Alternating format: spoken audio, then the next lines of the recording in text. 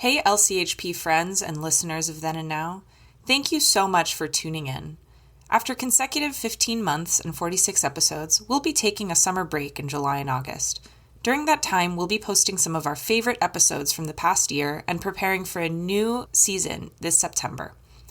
In the meantime, please keep listening, and feel free to suggest any episode for reposting by emailing us at luskincenter@history.ucla.edu.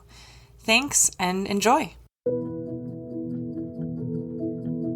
Welcome to Then and Now, brought to you by the UCLA Luskin Center for History and Policy. We are dedicated to studying change in order to make change, linking knowledge of the past to the quest for a better future. Every other week, we interview thought leaders, historians, researchers, and policymakers about what happened then and what that means for us now. Welcome to Then and Now, a podcast sponsored by the Luskin Center for History and Policy at UCLA. My name is Maya Ferdman. I'm the program manager for the Luskin Center. The goal of the center is to bring the past into conversation with the present, and in doing so, to understand how we got where we are so that we can imagine alternative and better futures.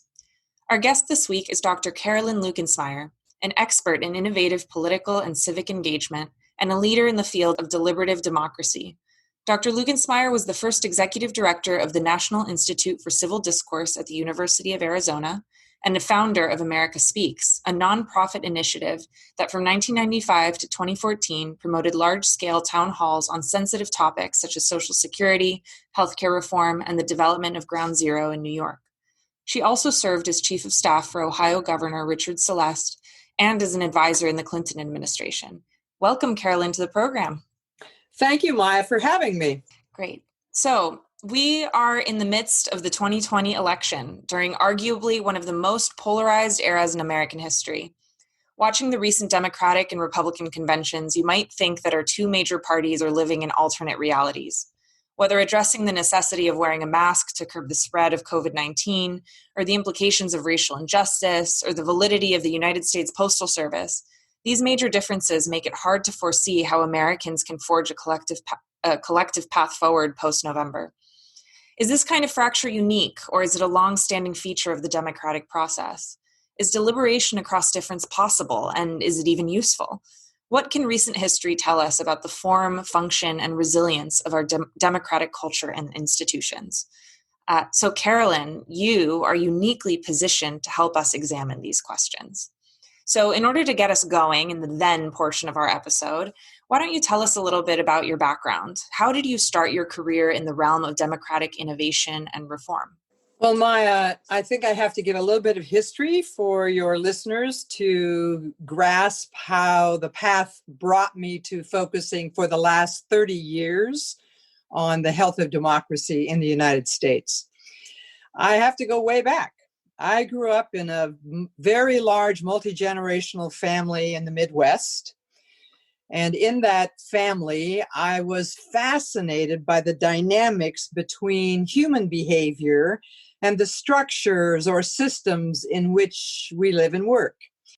Going a bit fast forward from that experience, what I really understood as a result of observing this at a very young age was that in order to produce meaningful social or institutional change, you have to effectively both deal with human behavior and with the systems and structures within which we live and work. I couldn't have used those words when I was 5, 6, 7, 15, 16, etc., but I was thinking that way. I was taking in data that way. I came of age in the height of the Vietnam War.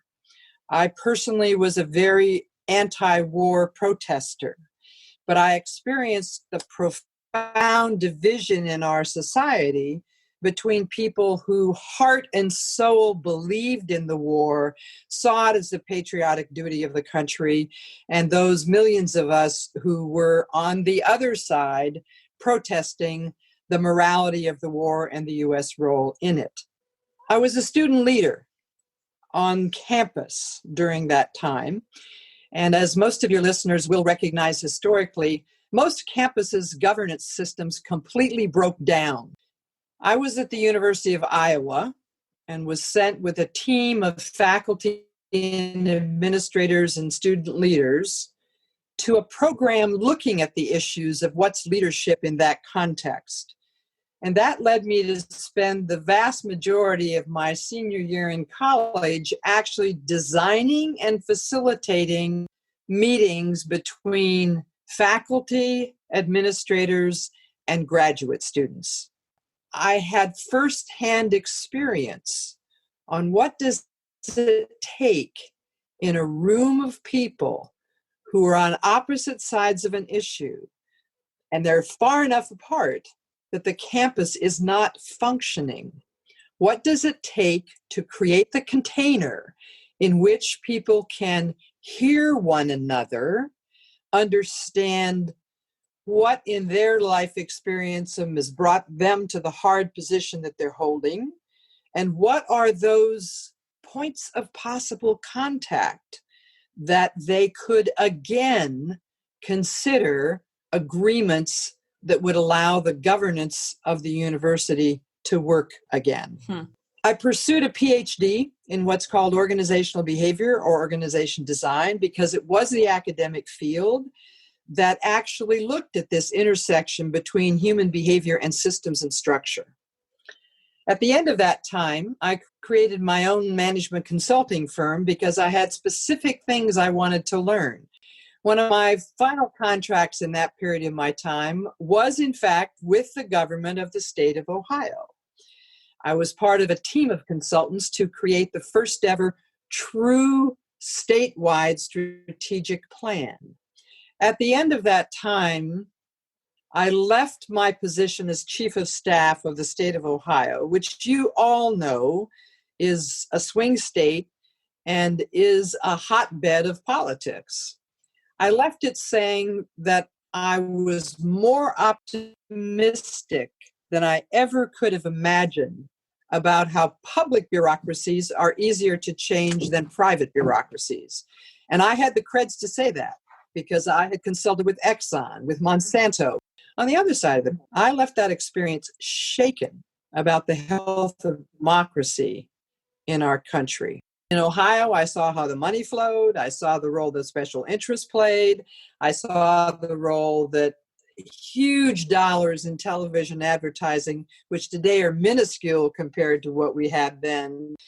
All of that left me understanding that the public outside of elections and special interest groups had almost no capacity to influence government policy in a country in which our founding documents committed that we, the people, were the source of governance. I left Columbus and moved to Washington to be part of the Clinton-Gore administration. And what I saw in Ohio was child's play compared to what I saw in Washington. No one was interested in the collective voice of the public. They were quite willing to use polls as their source, which, as your listeners know, are only a snapshot of the aggregate of single voices at any given moment in time. So I shifted my focus. I shifted my focus to an understanding that if what wasn't working in American democracy was ever going to shift, it would have to be with huge pressure from outside the government. We are now living in a moment in time, the crisis threatening our lives and livelihood from COVID, facing up to systemic racism after the George Floyd murder in a way we never have before, the understanding of climate change as now being the norm of these very dramatic, extreme weather events. So at this moment in time, the way we are functioning, our systems and structures have brought us to a place that unless we actually have the capacity to take seriously the collective voice of the American public and the direction desired by the vast majority of people, and have that reflected in our governance process, if we cannot make this shift in this moment of crisis, I have to say I shudder for what other levels of extreme reality we would have to be faced with in order to make the decision to shift how we govern the country. Well, thank you. Thank you for that. Let's focus in on this notion of what it means to take seriously the collective voice of the American people or of any group of people who are divided in a governance process. What are the pillars or the elements that have to exist in a structure or in a system in order to take seriously a collective voice, in order to be able to govern properly over a group of people that is divided or that has different ways of coming at a problem? It involves about 6 or 7 core principles about the way in which elected officials and the general interest public would have to connect. First of all, you have to understand the context. What's the issue? We could do climate change. We could do systemic racism. We could do fair housing. You could pick any one of those things at the national level or at a local level. Once you've focused on the issue, then you need to create the circumstances. The second principle is that you need to have a representative sample of the general interest public participate in the discussion. So it isn't just who responds to the Federal Register's announcement of a public process. It's rather the government taking responsibility to recruit people in exactly the numbers that represent who lives in that jurisdiction. I'll give a local example from the work of America Speaks. We did budget summits for Tony Williams in the District of Columbia every 2 years for the 8 years that he was mayor. Some of your listeners will remember that the city didn't even have control of its own finances when he became the mayor. So the first time we brought the public together to review the draft budget, it was 3,500 people from the District of Columbia matching the demographics by age, by gender, by race, and by geography exactly in that city. So when the mayor and the cabinet saw the response to the proposed budget, they knew that their entire constituency was present and had voiced their perspectives, and they worked collectively to make a recommendation. When we did Social Security on the federal level, we did events in all 50 states. And over the course of about 15 months, once again, the entire appropriate population of the country was represented in those discussions. Now, there are many ways to do it besides the America Speaks model. Most interestingly, the U.S. was a hotbed of innovation in deliberative democracy. Why is that? Because we had the freedom to experiment. We had the access to the technology as it was changing. And it's the entrepreneurial spirit. Almost all of that work was happening outside the government. Meanwhile, people in other countries picked up those innovations. And today, the US is very far behind. Many European countries, Great Britain, Germany, France, Italy, Austria, the new democracies, Estonia is a real leader in this work. And in other areas of the world, Australia and New Zealand are both leaders in this work. So that the government itself now invites these kinds of processes. For example, in Great Britain, the Parliament has sponsored regional citizen assemblies to look at the issues of climate change. At the end of the citizen assemblies in the regions, it will be a national cities assembly. Ireland completely changed its policies relative to gay people by the government sponsoring a national citizen assembly. So the challenge in the US is take the roots and the track records that have been done here for several decades, but bring it into the formal governmental systems so that you have, in between election cycles, a way in which the public is working directly with the bodies, the Senate, the House, the executive branch on these toughest issues. How are we going to come to balance what has to happen for the economy and the environment and climate change? How are we going to balance what has to happen in terms of access to education and opportunity for Black and Brown people? And it will take enlightened leadership, systems and structures that bring the public into the process so that we are collectively contributing to right governance. Mm-hmm. So you did this with America Speaks on the outside, but you did work with government officials. And how would you describe, you say that that the US was the innovator in the early 90s and then sort of dropped off compared to the rest of the world. When and why did that happen?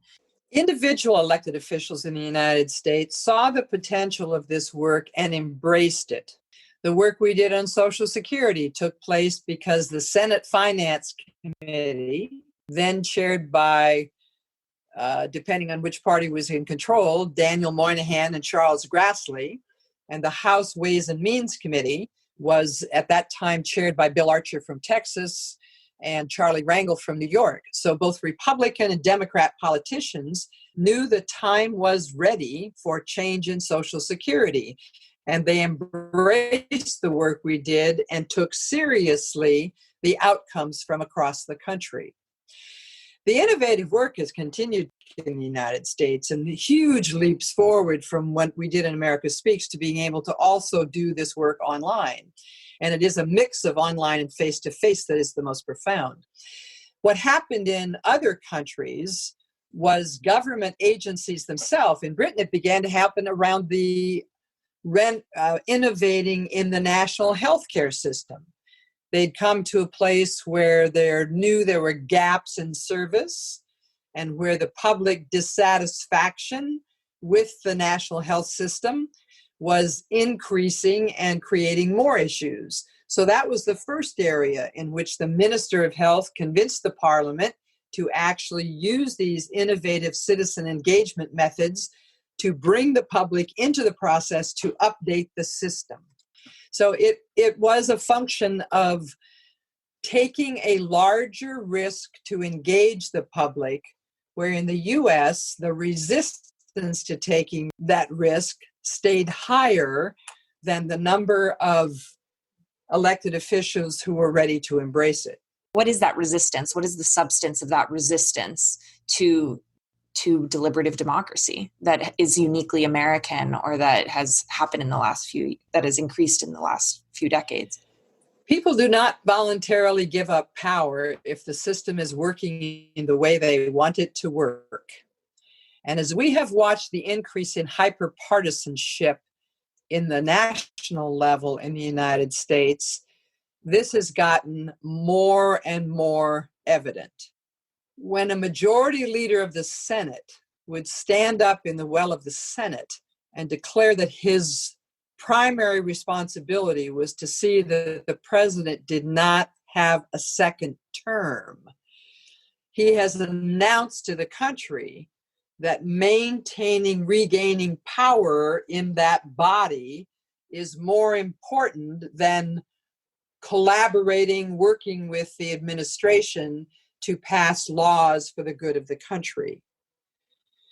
So the system solidified inside Congress, and people who've written about this, who are political scientists and political pundits, have marked the beginning of the shift in the mid-70s, and then really shifting with the Contract for America, where the intentional leadership was to tear down the other party rather than to look for the points of compromise that could in fact lead to a solution that was in the general public's interest. Now, some of your listeners may be hearing me and beginning to feel like I am somehow giving examples that are more negative about this on the Republican side than on the Democrat side. And once again, you can look at the data that has been well researched by political scientists both parties have played a role in this deepening of hyperpartisanship and the inability to come to compromise and the lack of interest in where the general public is after the election. But merely by counting votes and by giving examples, there's wide agreement by political science across the ideological perspective that the phenomena I'm describing has been more deeply held on the Republican side than the Democrat side.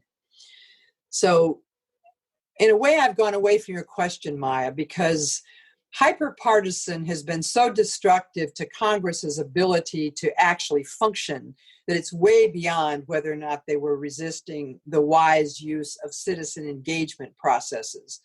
But it has now gone so far that it's fascinating that the megaphone for pushing for more engagement is coming from several directions. And these are all things I hope your listeners will follow. The National Association of Public Administrators every year does a set of memos for transition to the new president and their party and their cabinet, whoever they may be. This year, they're calling it 13 Great Challenges. And 2 of those challenges are specifically regarding what we are speaking about, how governance works and how citizens need to be engaged. The American Academy of Arts and Sciences, which was created by Ben Franklin and John Adams in the late 1700s because they believed government should have access to science and research, has done, I sat on a commission for 2 years on the democratic practice of citizenship. Our report was published on June 11th. I hope your listeners will go to the Academy's website, which maybe you could post, and the report called Our Common Purpose. There are 6 strategies. 3 of the 6 strategies deal with the necessity of bringing citizens back to the table. Mm-hmm. Creating a civic media. We haven't spoken at all. Another part of the system that is broken down in the US is now having partisanship media. Mm-hmm. So that, as you referred to the 2 conventions, yes, it is like we're in alternate universes. You take the same event and NBC News, you would think you were hearing 2 different reports. Well, let's address that for a second about partisanship media, because I want to bring it to today in a moment. But before we do, want to address the rise of social media and the development over the last 20 years, really, of a new kind of communications ecosystem. What has been the role, and as you've seen it, of media and hyperpartisanship? What is the relationship between the two, and how has that changed through the Bush years and the Obama years leading us up to today?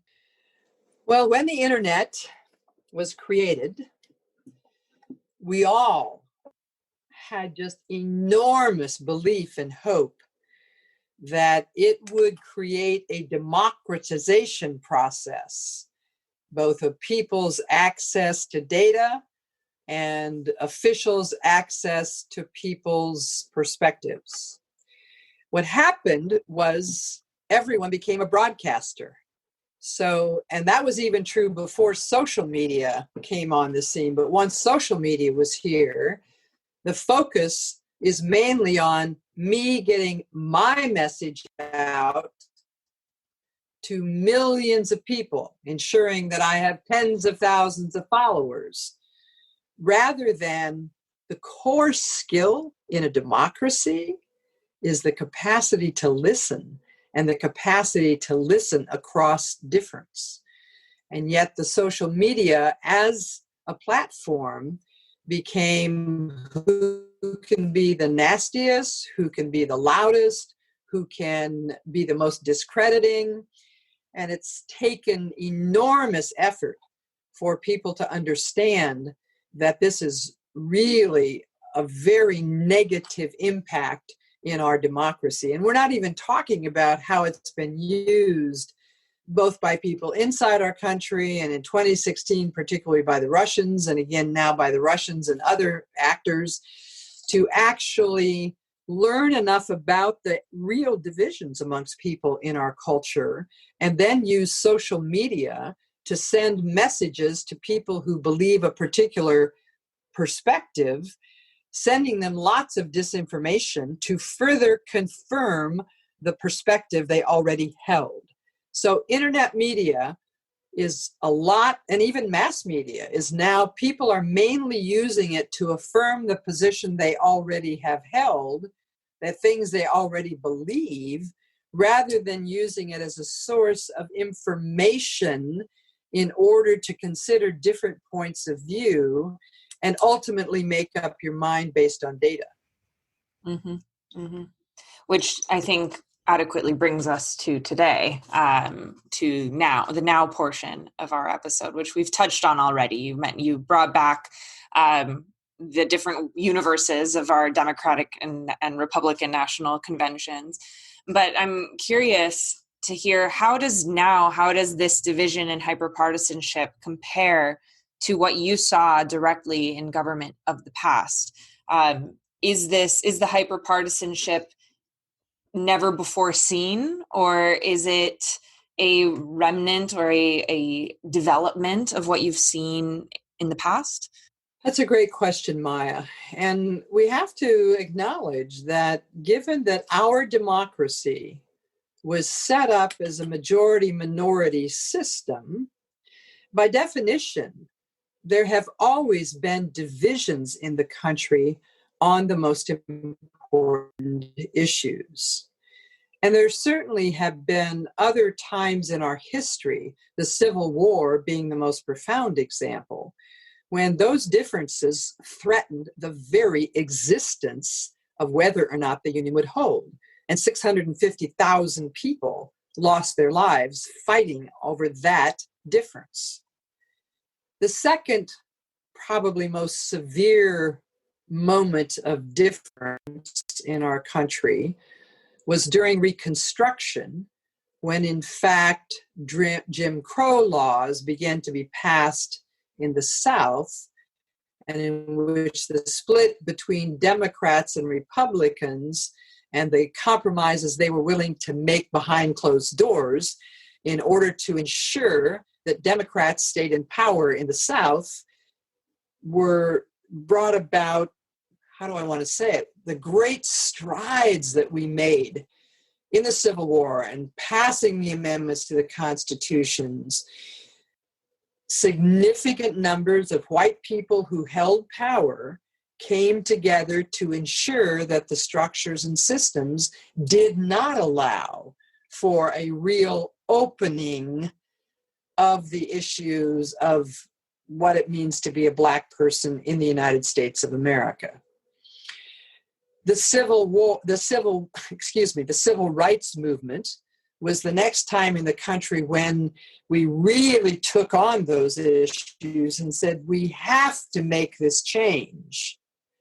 And yet, tragically, after a decade of work, we watched Martin Luther King be assassinated. We watched Bobby Kennedy be assassinated.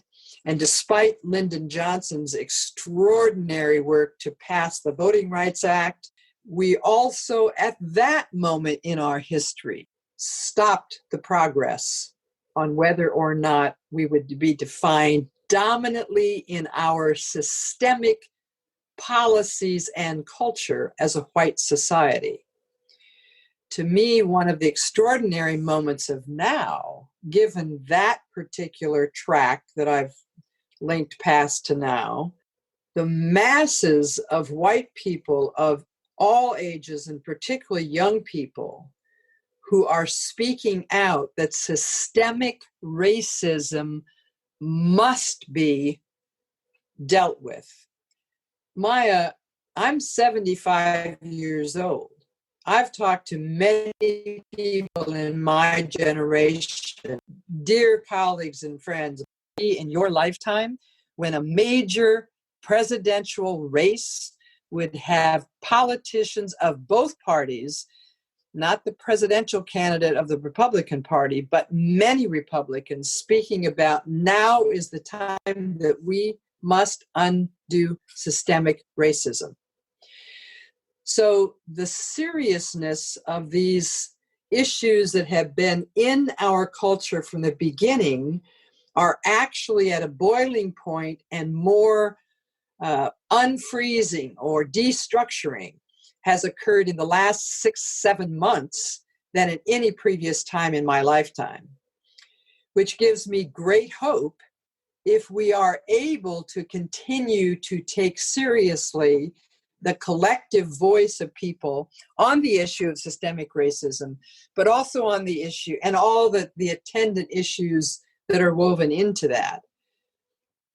We do have a chance, coming back to what I spoke about earlier, by linking our governance systems to the will of the people and struggling, and it will take great struggle, to define the way in which we can undo the housing policies that still make it impossible for African Americans to actually be on an equal footing with whites.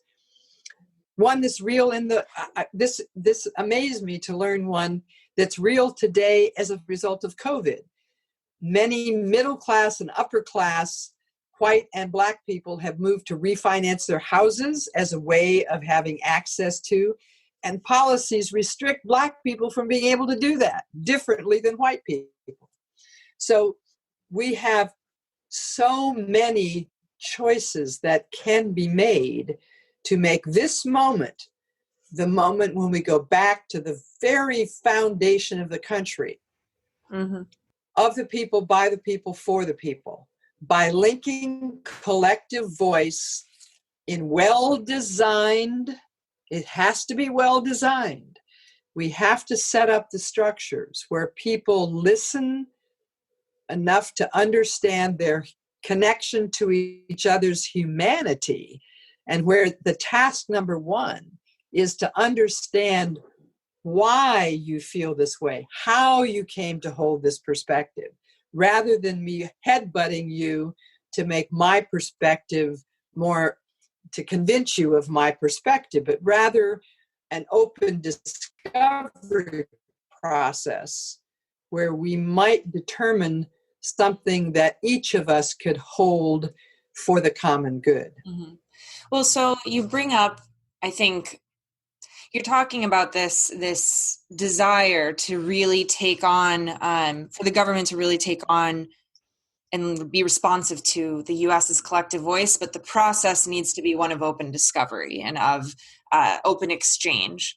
And I'm curious, a lot of people, especially since the election of Donald Trump in 2016, have criticized this notion of civility in politics, the notion of the bringing together of having this civil exchange, saying that it's often a false promise. It often privileges those who were privileged to begin with, particularly white people, and that it excludes marginalized voices. And often the only way to get that collective voice heard is through protest, through demonstration, through action.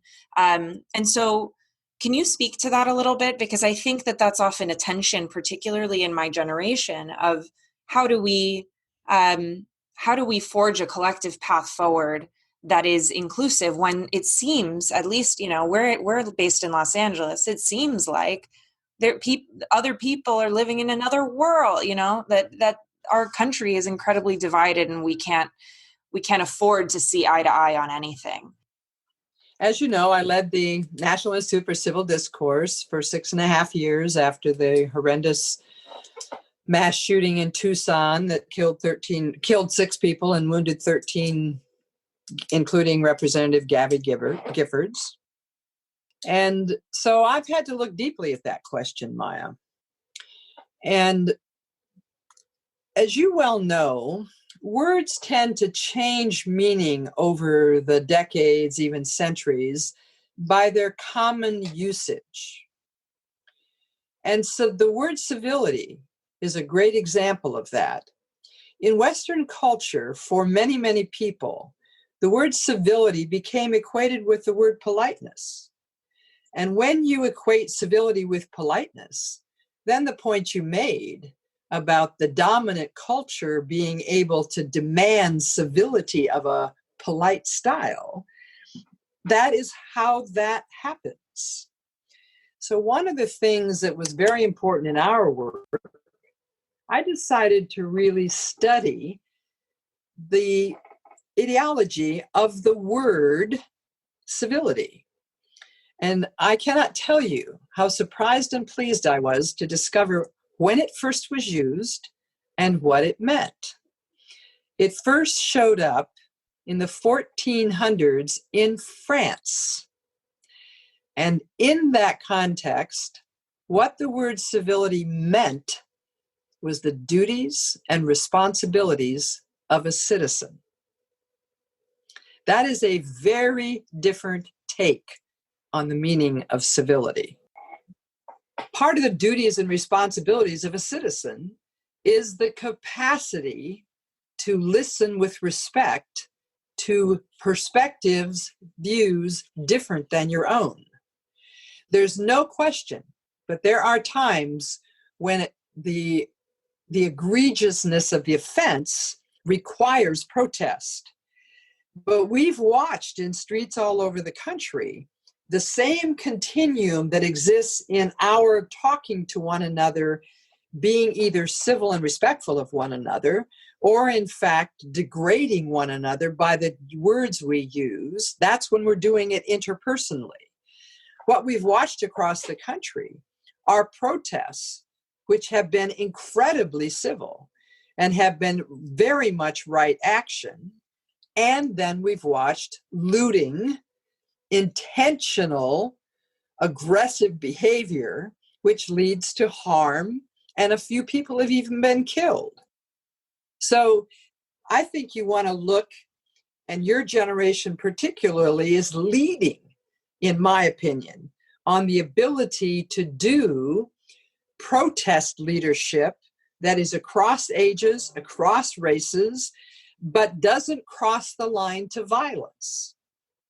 And what we have to sort out is how we actually, and what's the role of law enforcement, what's the role of elected officials, what's the role of citizen leaders, to track that line in a community on a given night over several months, in which the protests have the impact we want them to have.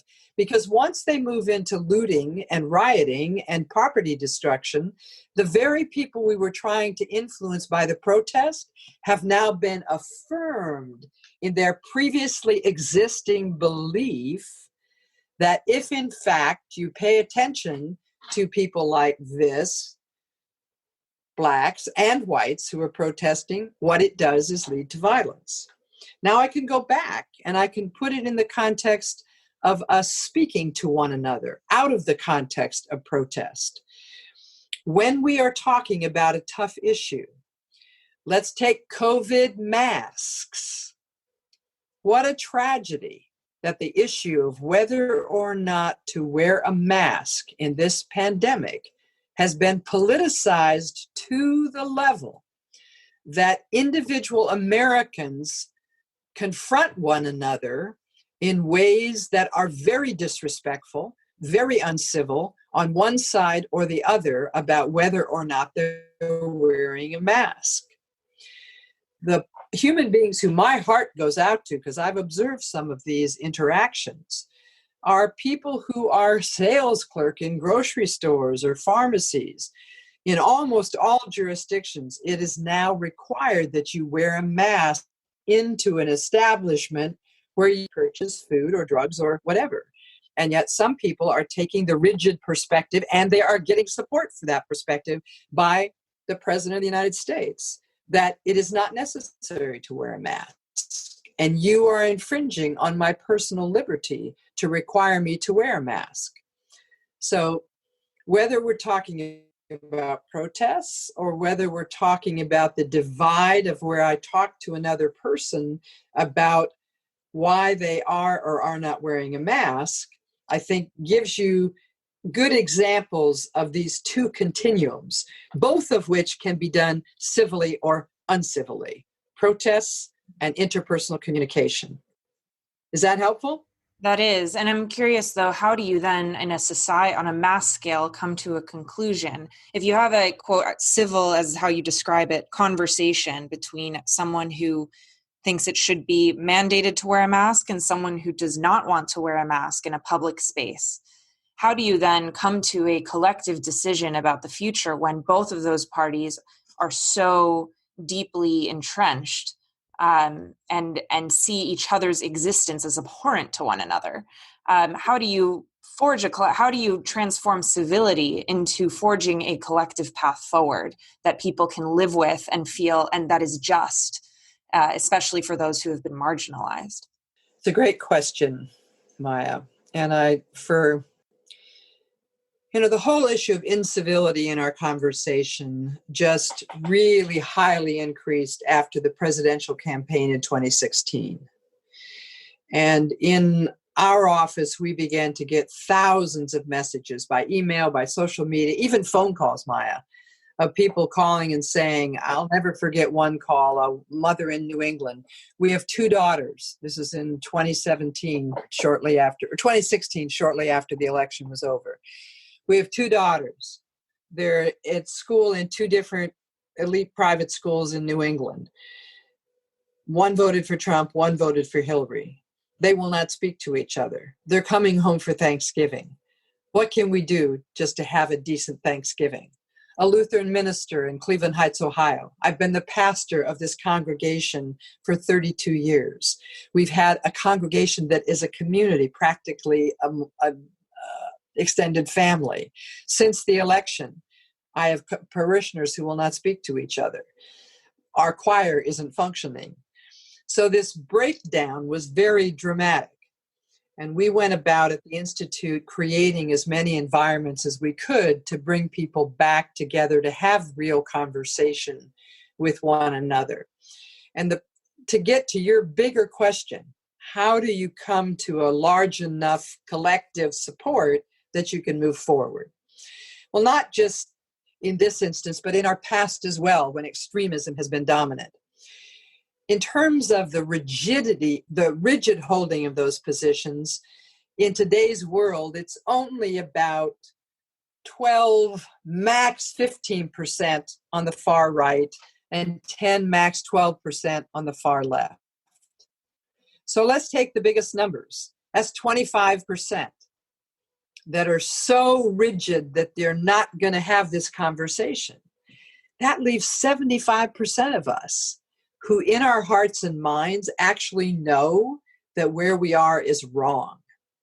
One of the last projects that I led at the National Institute was a project called Divided We Fall. And we brought together Trump haters and Trump lovers to create a context in which they would have an opportunity to meet one another as human beings first, before they had any idea what their political affiliation or the ideology they held was.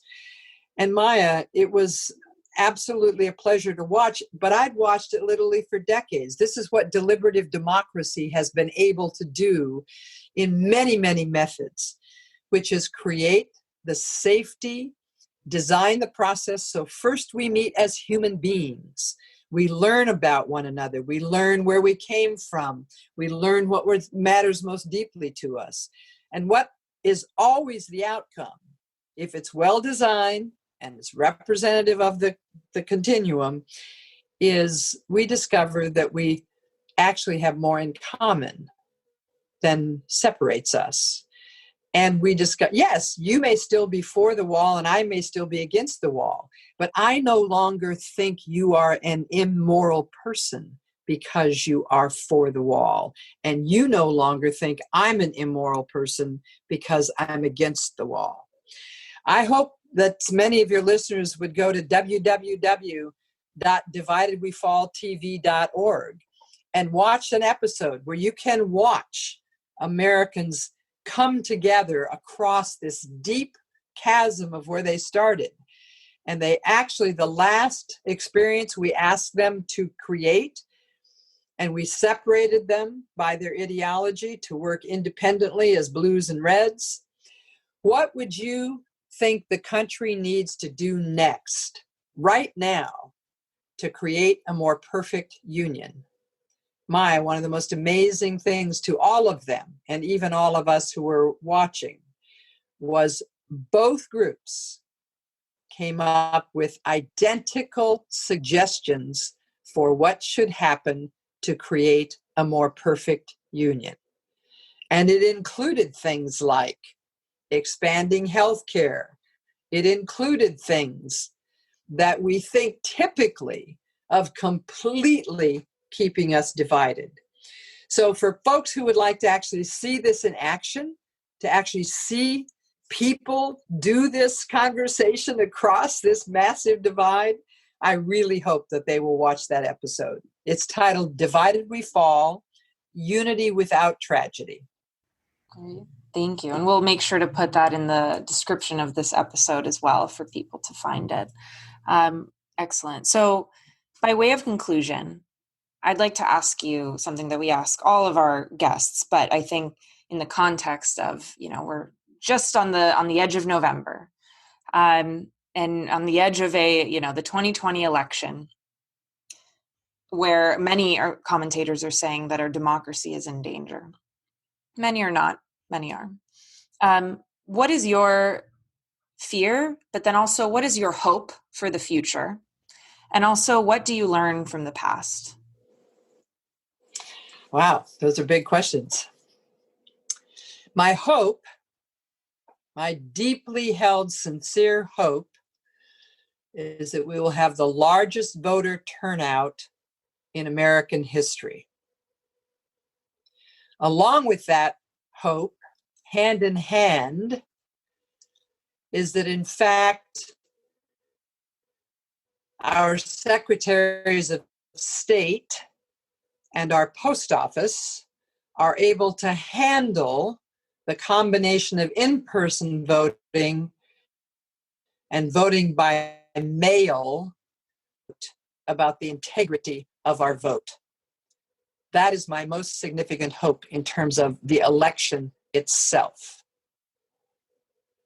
My largest fear about the election itself is that the outcome will not be respected by the loser, and that the loser might use his position to actually undermine the ability to transition from one set of leaders of our country to the duly elected next set of leaders to our country. The last question that you asked me was of what have I learned from the past? And it's taken me a minute I'm having to think of how I want to say this. I think one of the most extraordinary things about American democracy is that as a system and structure, despite its many, many flaws, is committed to supporting every individual to stand in their own truth, speak their own truth, and respect others speaking their own truth. And what I've learned is when we do that, and when we make the space for including more and more people to feel the agency to do that, that is when we are at our best. And this election gives us another opportunity to take that a step further, to be more inclusive, more respectful, and really protect everyone's right to speak their truth and responsibility to ensure every other's right to speak their truth. Great. Thank you so much. I think that's a great place to close. Thank you so much, Dr. Carolyn Lukenspire, for joining us today. Really appreciate it. Maya, thank you so very much for having me. Wonderful. Then and Now is a production of the UCLA Luskin Center for History and Policy with support from the UCLA History Department. Then and Now can be found wherever you listen to your podcasts. Thank you to our director, David Myers, and to our guest today, Dr. Carolyn Lukenspire, for joining us. Let us know your thoughts on this or other episodes of Then and Now by emailing us at luskincenter, Luskin Center, at history.ucla.edu. See you next time. Thank you for joining us this week on Then and Now. Then and Now is brought to you by the UCLA Luskin Center for History and Policy, where we study change to make change. For more on our work, follow us on Twitter and Facebook at our handle, @LuskinHistory. Our show is produced by Maya Ferdman and David Myers, with original music by Daniel Reichman. Special thanks to the UCLA History Department for its support, and thanks to you for listening.